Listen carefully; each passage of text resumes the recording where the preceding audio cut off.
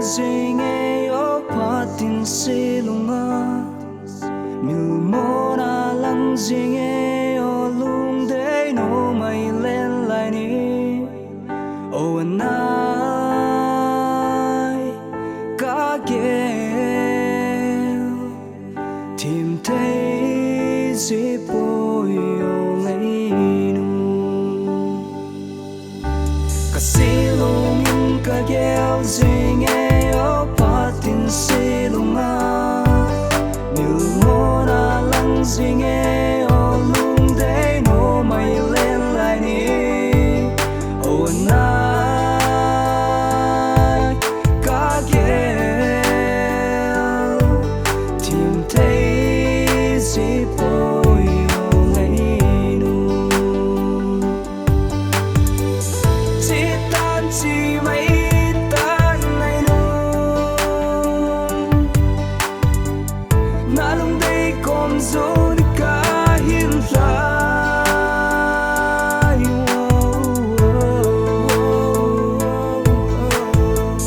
chỉ tan na lung day kom zon đi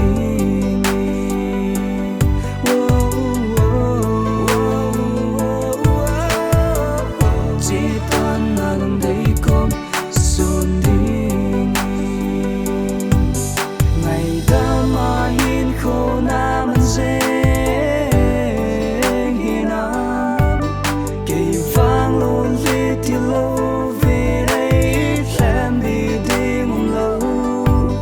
ô nai ý ba ý lo đi ngắm nông gì mấy ta chỉ tan chỉ mấy tan này nu na lung day kom zo đi cả hiên lại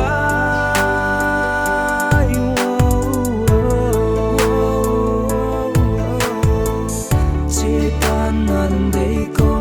zon đi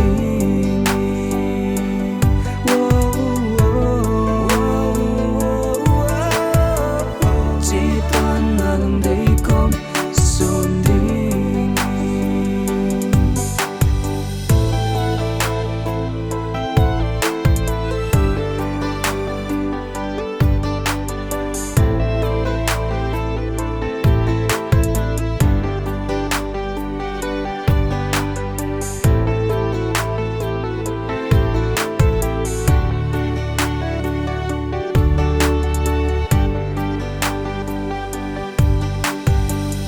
lung xịt